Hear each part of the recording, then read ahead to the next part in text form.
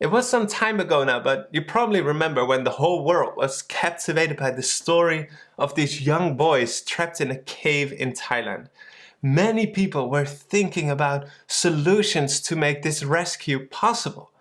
Well, most Christians believe that they are in a place where they need to be rescued, and they believe that Jesus is able to do so. But they have no idea about how this rescue mission actually works. And I was one of these Christians, and it wasn't until I wanted to write a series of blog posts about the good news of Christianity, which is also called the gospel, that I began to realize that there were quite a number of questions that I didn't know the answer to. Like, why did Jesus actually need to die? Why can't anyone else save us? Maybe, not your neighbor, but why not a sinless angel? Why did Jesus need to become a man? And how come Jesus was able to not sin? Now, many Christians have been doing fine in living their Christian lives without knowing the answer to these questions.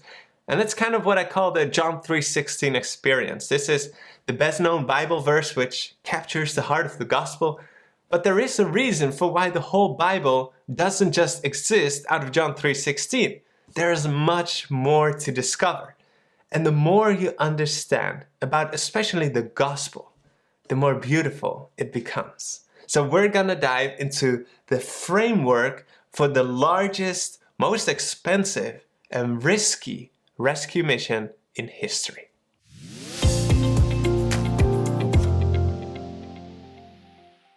To simplify his mission down to just one word, and it's probably a new word for you, so we'll get into what it means, it's to make atonement for man. It's a beautiful word that Tyndale came up with. He was one of the reformers and he was translating the Bible to English, and he needed to find a word for this Hebrew word. And he came up with the word atonement. It means at one meant, to make one. So Jesus was to make us one again with God. And we've talked about this in earlier episodes in the series, that Jesus would take our place, to be our substitute, facing the consequences of our sin in our place, and which is death. But here's the problem. God is the source of life. God cannot die. And if our substitute cannot die, he cannot take our place, because he cannot fully take on himself everything that we as the sinner are supposed to go through. So what do we do now? Don't panic, don't freak out. There is a solution. John chapter 1, verse 1 and 14. In the beginning was the Word, and the Word was with God, and the Word was God. And the Word became flesh and dwelt among us. Who is this talking about?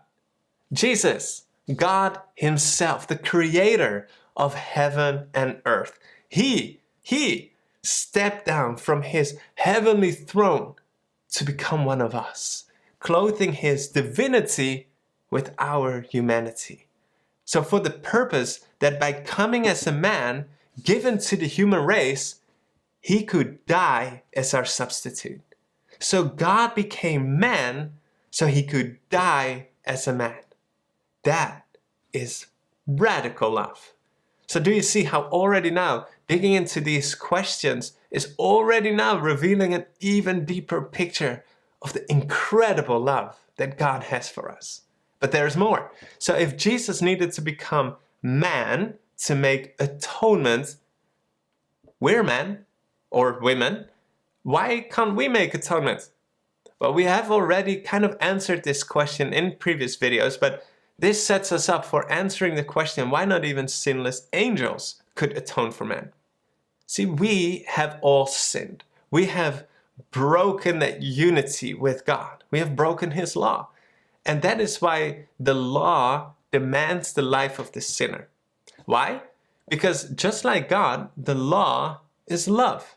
And because love honors free will, and since we have chosen to turn our backs on God and thereby life itself, it demands to respect that freedom of choice that we exercised.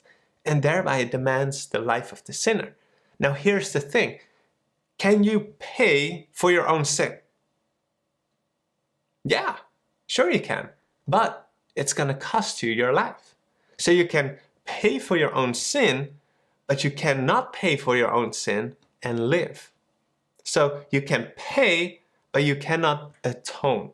To atone for sin, you don't only need to be sinless, which is where we already fail, but also you need to be able to offer something of equal or more value than is required.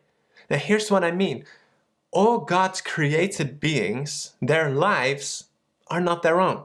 So no created being can give their life to pay for someone else's debt. You can't give what you don't have. It'd be like having a broke person take your credit card, telling you they'll pay for your bills. It's like, you're broke. You don't have any money. Just because you have access to my money doesn't mean you have anything on your bank account. In a similar way, as God's created beings, which are even the sinless angels are in this category, they are created by God. None of us have life on our bank account that we can do with whatever we please.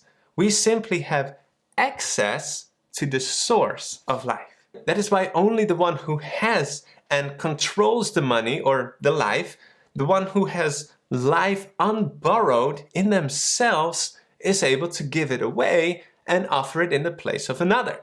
And so that is why our Savior doesn't only need to be fully human so he can die, but also fully God so he can give life. Enter Jesus. Listen to how this Bible commentary puts it. The two natures, talking about the human and the divine, were mysteriously blended in one person.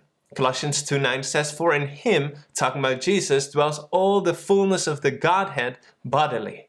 So only Jesus Christ, no one else, no other religion, no theory, no superhero can provide the Savior that we need. Only Jesus Christ, both fully human as well as fully divine. He can save us. But just when you think that we kind of solved all these problems, I got another one for you. What did we learn about human nature in previous videos? We're sinful from when? From birth.